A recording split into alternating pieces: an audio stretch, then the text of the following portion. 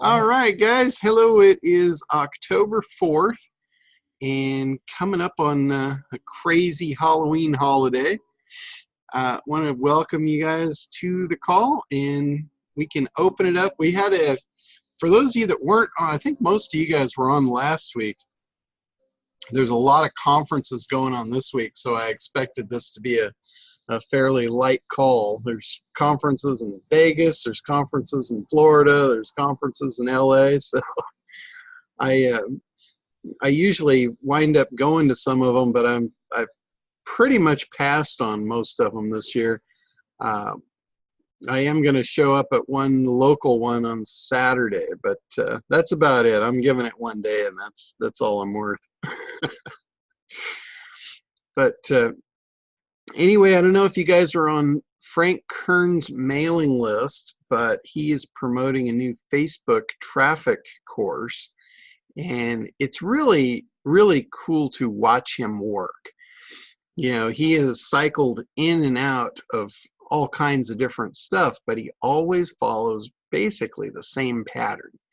And when he sells stuff, he follows what he calls his magic model, where he pretty much shows you exactly what you need to do to get it done, tells you the outcome, where it's going to take you, you know, what's going to happen when you get it done, and then he shows you how difficult or nearly impossible this would be to do on your own. And then he makes you an offer to help you. And that's basically his magic model in a nutshell. I've gone through that in trainings you know, in the past in much more detail, showing the exact steps and the framework and all that.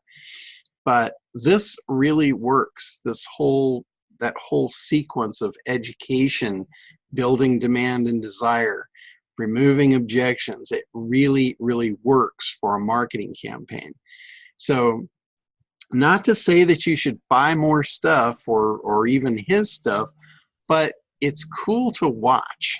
You know, it's cool to watch and learn and just see how smooth that is, and how when he's done with you, it's like you've got to have this thing. It doesn't matter how much the price is.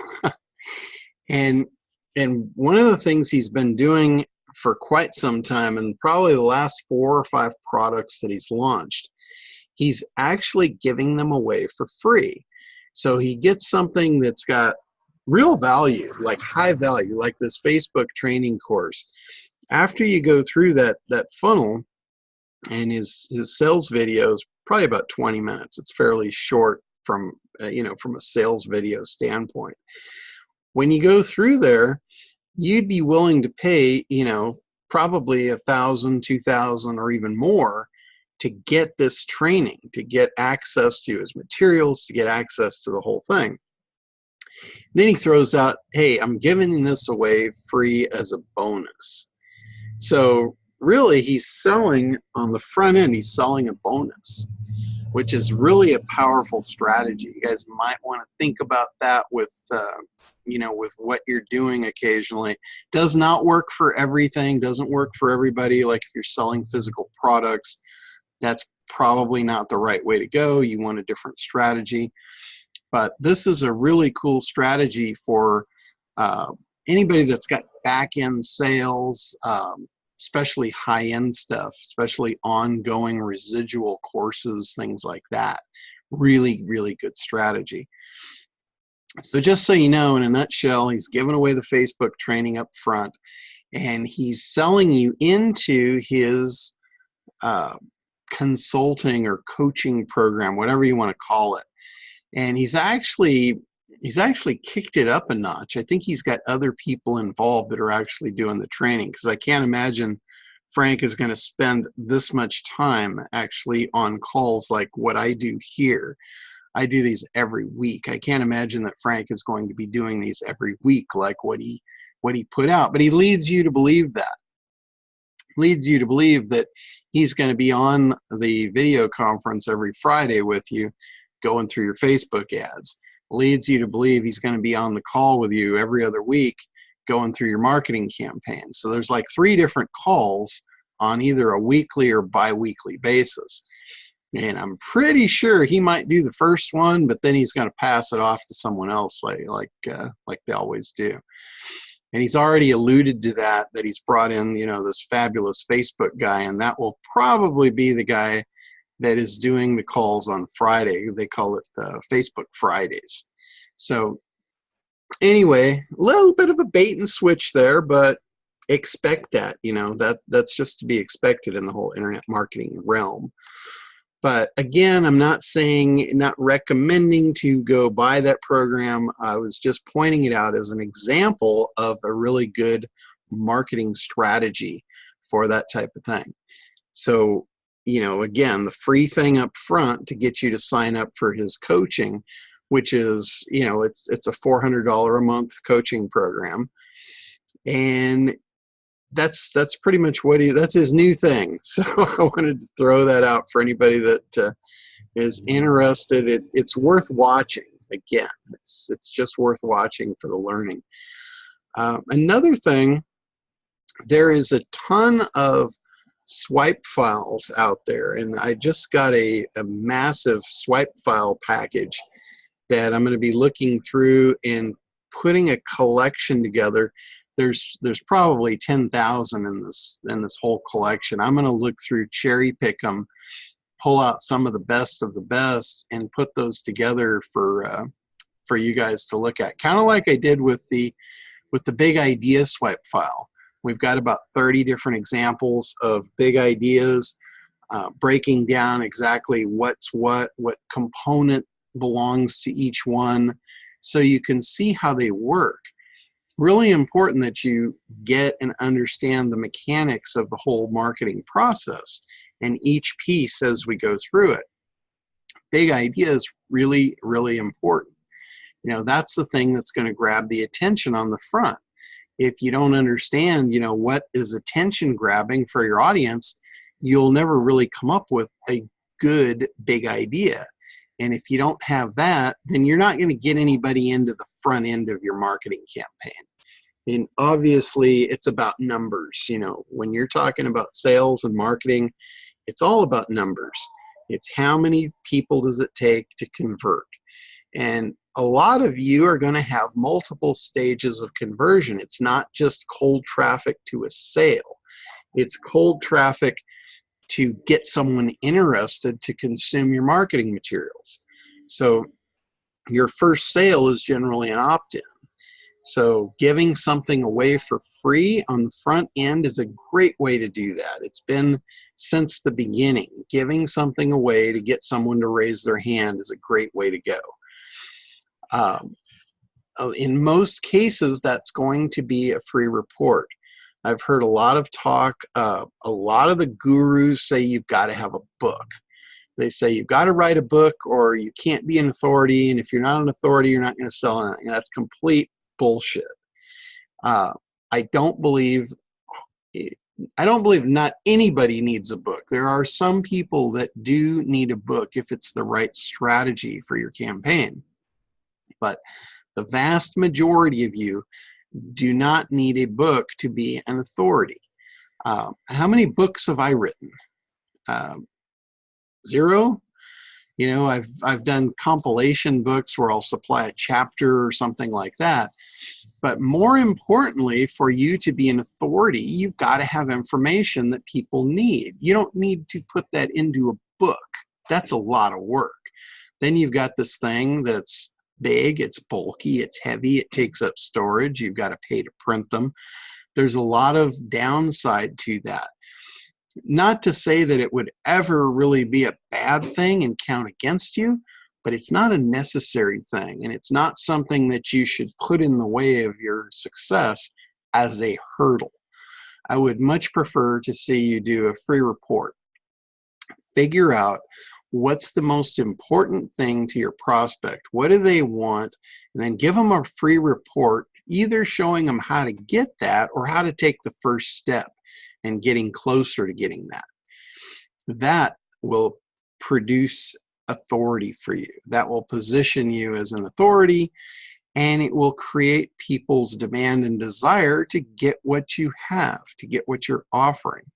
because in the process of that, it does not have to be long. This can be a one-page deal. I mean, I don't recommend that short, but it can be. My recommendation is to figure out what it is that would really benefit your prospects, figure out a way to connect that to what you do, and then go on to Fiverr. And several of our apprentice people have done this just in the last couple of weeks. Go on to Fiverr, get someone to write you a report. And they're not going to write good reports, but they're going to get you the information that you need to turn it into a marketing piece. When they give you your first report, it's going to look like white paper. And it's not going to be very compelling, and probably nobody's going to read it.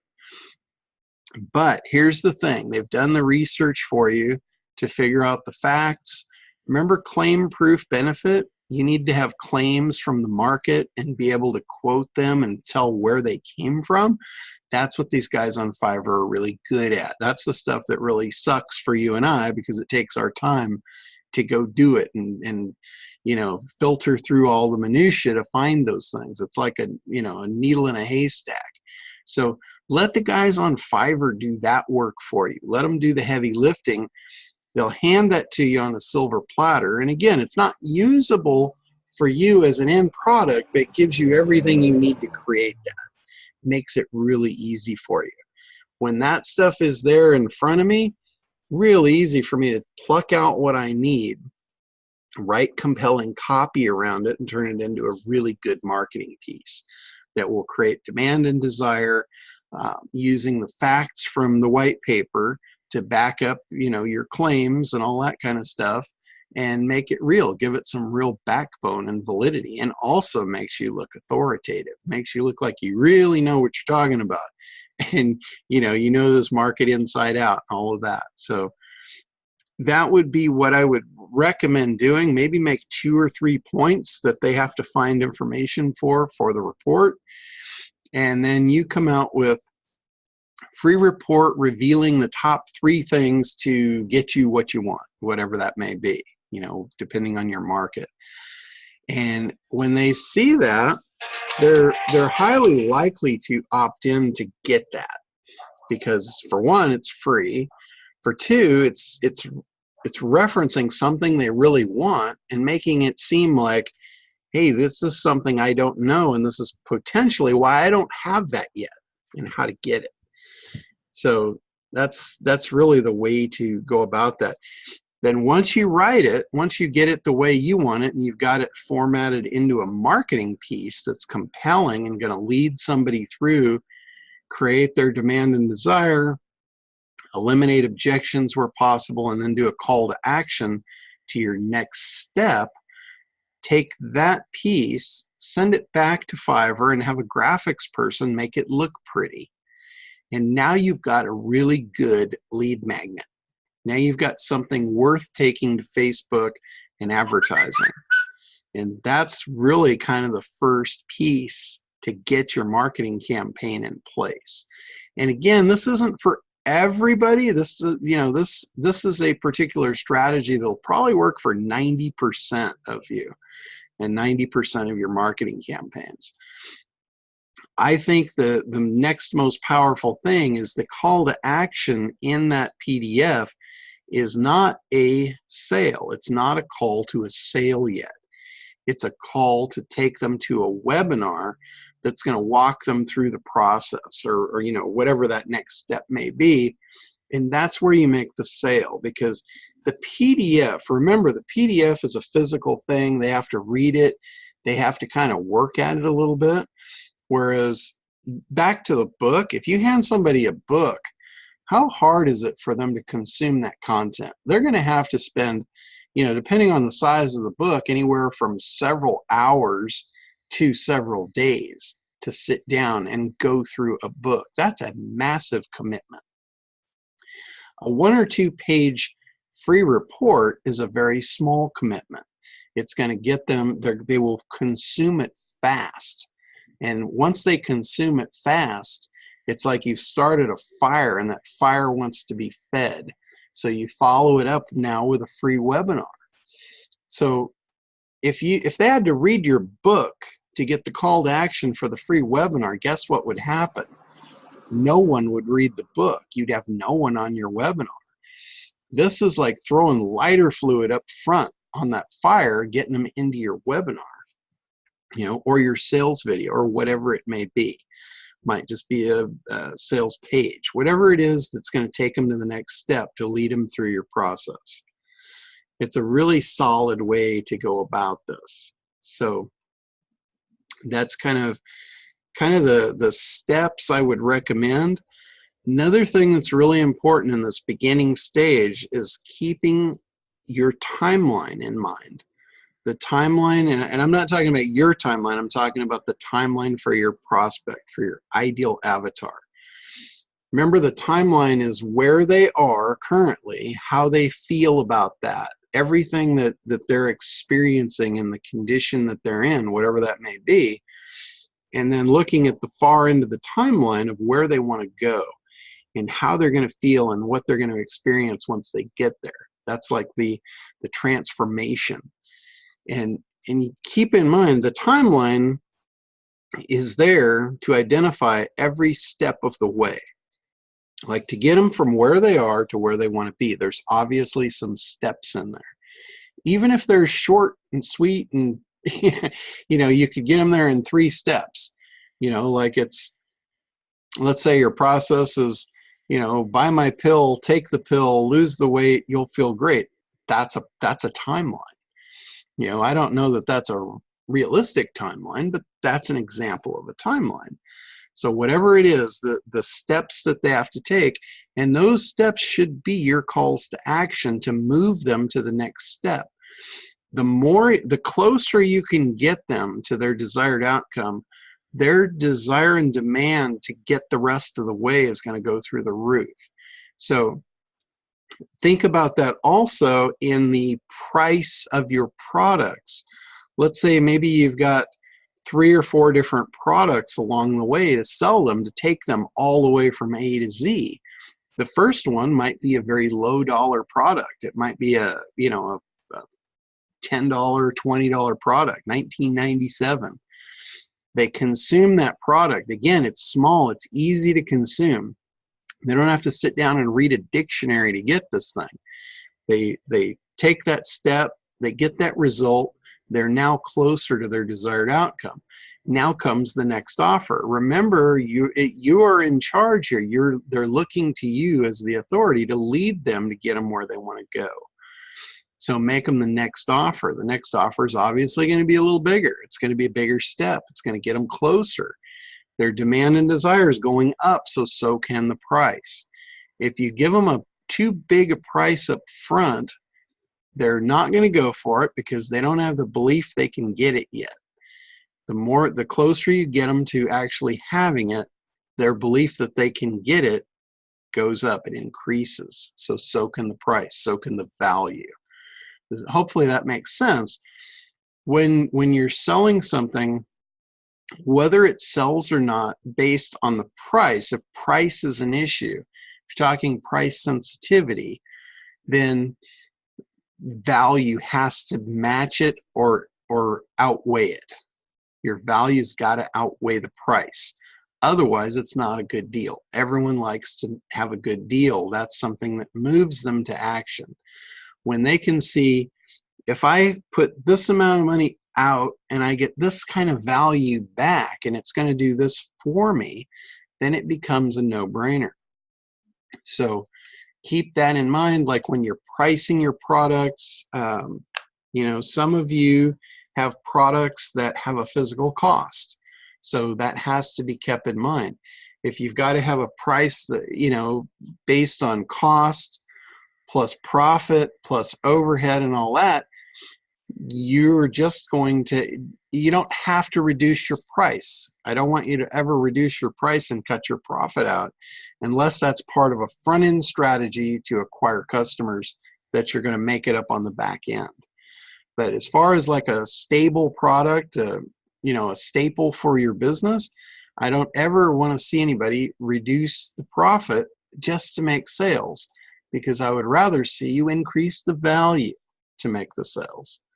keep the profit where it is. So hopefully that makes sense.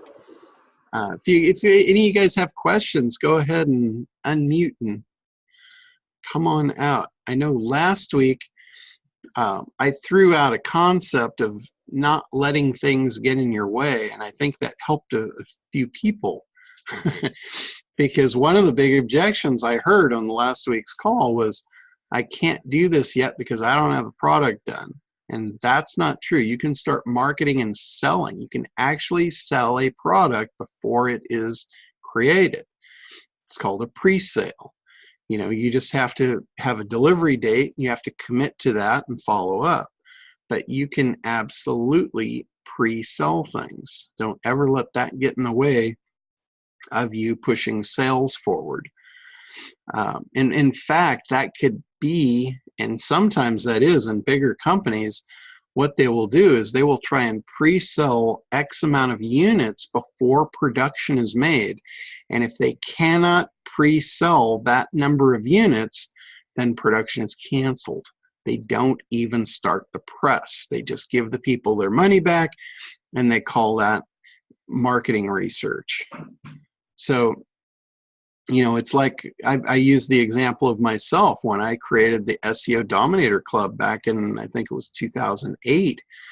I told my wife, I said, I am going to sell this program to these people when I do this presentation. And she's looked at me weird and she said, you don't have a program like that. I said, that's right. I'm not going to make one either unless they buy it.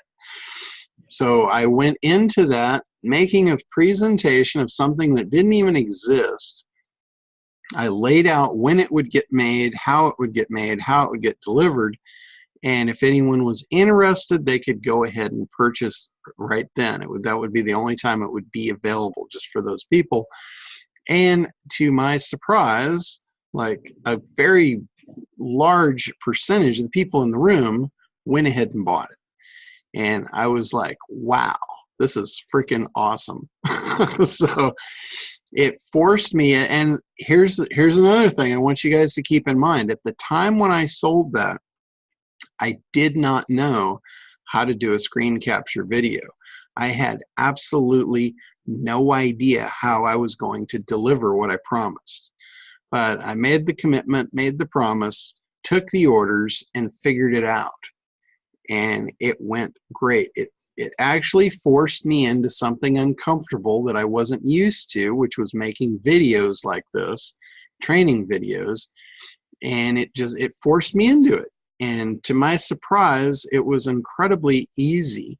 It was so much easier than I ever imagined, that looking back on it, I'm like, why did I wait so long? I could have been doing that 10 years prior. It was just the fact that I didn't have anything pushing me. But when I put that product for sale and I took those orders and I made that commitment to deliver, then I had something pushing me. So it blew all the hurdles right out of the way and got me going. So again, the moral to the whole story is, don't let stuff get in your way. If you've got an idea and you've verified it, and you've got a market, you believe you really have something worth selling, just do it. You know, just go ahead, make the pre-sales. Even if you only got 5 people that bought it, it will force you to create the program, and then you can resell it over and over and over. So let the momentum of nature push you where you need to go. Just just make the commitment and go for it. All right. Anybody got questions or comments? You can go ahead and unmute and come on out. Let's see. Another resource that I've just started using also is a site called Upwork. If you've got stuff that you don't know how to do, there are all kinds of people out there that do know how to do it and are available to do it very inexpensively. So again, another thing to not let get in your way is getting stuff done that you don't know how to do. There's a ton of people on Fiverr and Upwork that can handle this all for you. So leverage that, use that as a tool in your tool belt to run your business. You know, any kind of tech stuff. I know there's a lot of people consider me really techie, and I'm not. I do not consider myself a real techie. Um, you know, I've built thousands of websites over the years, but if you were to give me HTML, a notepad, and told me to build a website out of the code, I would tell you you're nuts. There's no way. I'm not that techie. I use tools to get what I need done, and I leverage that power and that automation of tools to get things done in, you know, in my business and my world.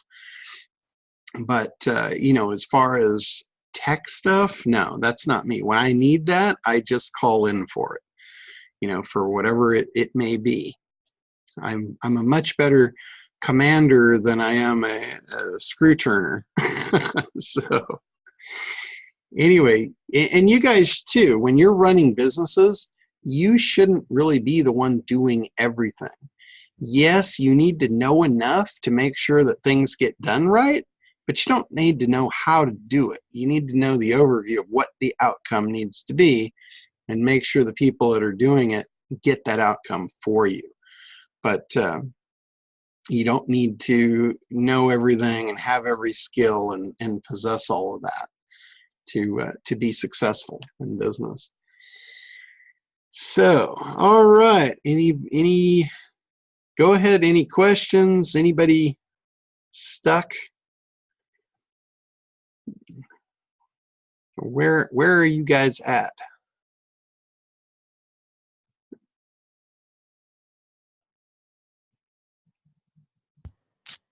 Well, if nobody's gonna jump in, Go for it. I'm stuck still. I know we talked about the big idea more last week, Okay. and I'm trying to come up with whether to run with what I've got or kind of abbreviate it some to basically get an ad to go to my landing page to go to a basically a strategic call. Okay.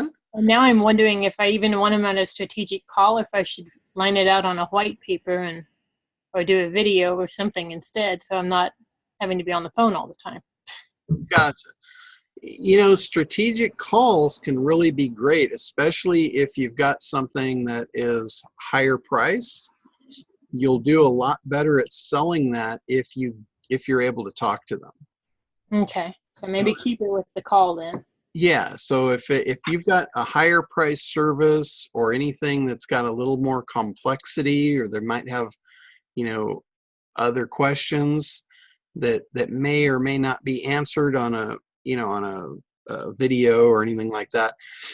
Anybody that makes like higher end purchases, it's less likely that they will do it without human interaction. So even if you've got everything in the video, they still want that comfort to know there's actually someone on the other end. So those calls, like take web development, for instance. Not very likely someone's going to come onto your page, look at it, be sold on web development, and put an order to get a website developed without talking to you. You know, that's a really good example of that. So what you would want to do is like a free consultation. And I offer that on my site as well, a free 15-minute consultation, review of your site, all of that.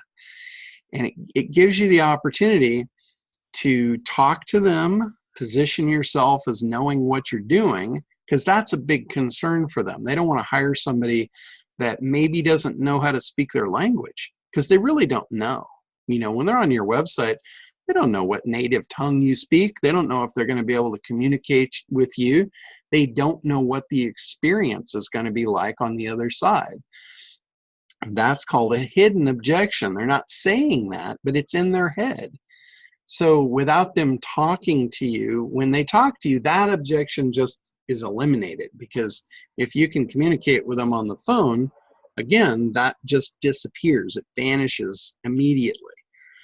But it was there before the call. It definitely existed. After the call, it will not exist. if you speak their language, that is. Another thing about those calls that is really good, and a salesperson will never push someone to a yes or no purchase on a website. They just won't do it. If they're a good salesperson, they want the call because they know their closing ratio is going to be much higher. And I don't care how good your funnel is. I don't care how good of a copywriter you are. I don't care how good any of that stuff is. It will never convert as high as a one-on-one, face-to-face, live, or phone call, whatever it may be, a person-to-person interaction. Because the person-to-person interaction gives that personal touch to it and allows you to figure things out on the fly. Now, you can do that in interactive video to a point, but you'll never be as good as a really good salesperson. Another thing, there's a process in sales, and I learned this from Eric Lawful.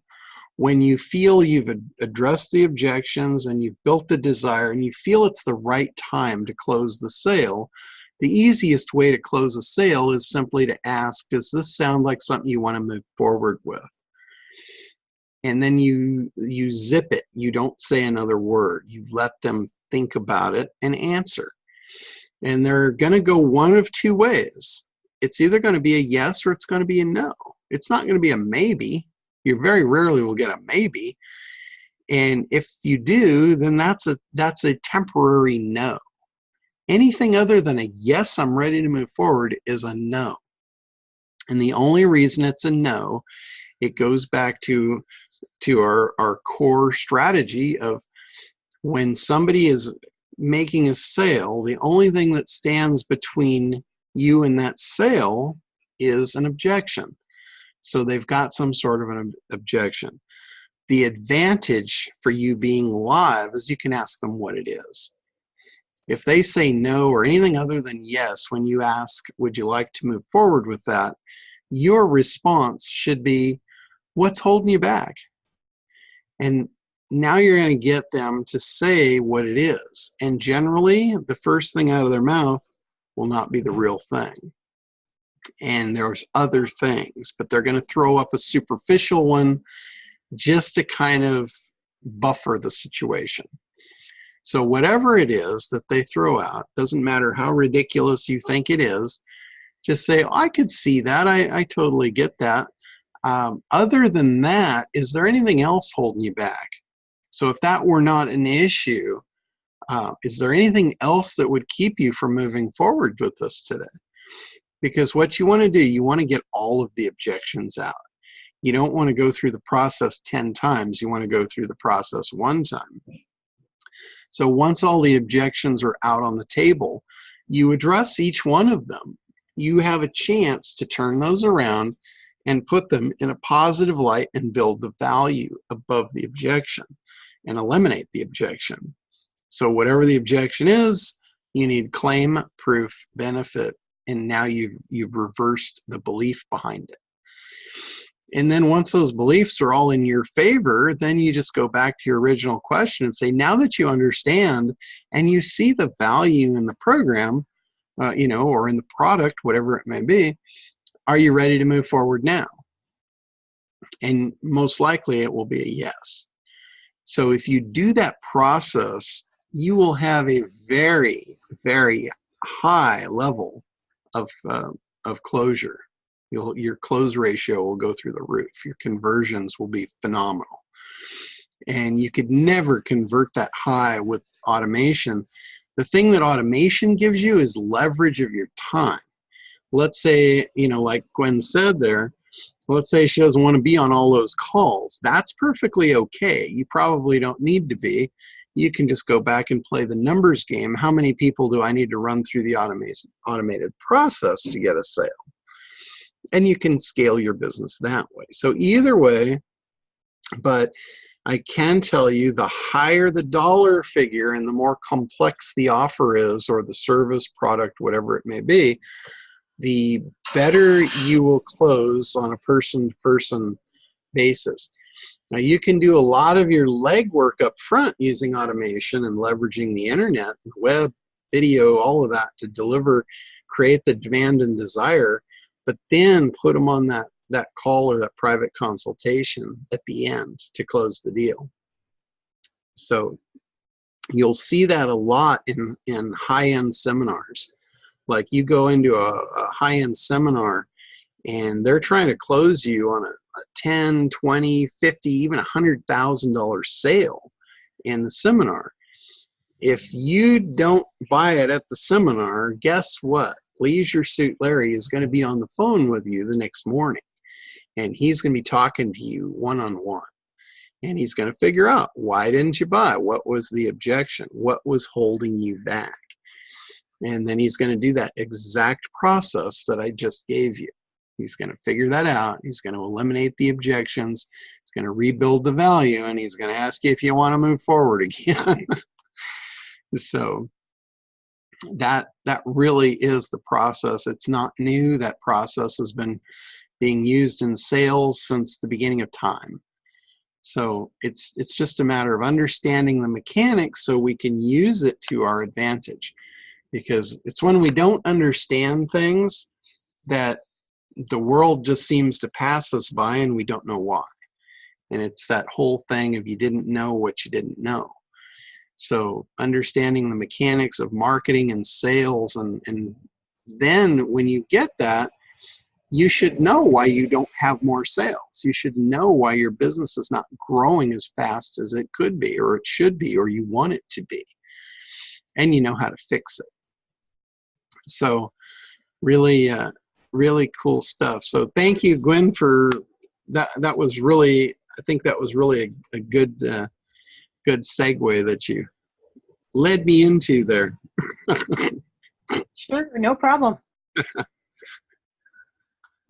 All right. Anybody else before we wrap up for today?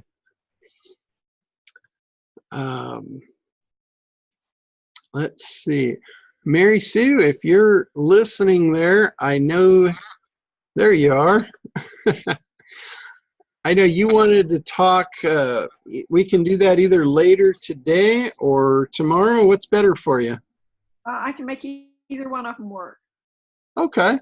How about we say like 3 o'clock this afternoon? Perfect. All right. Got it. So let's hop back on here at 3 and we'll get you moving. Thank you so much. Look forward to it. All right. Cool. And Gay, what are you up to down there?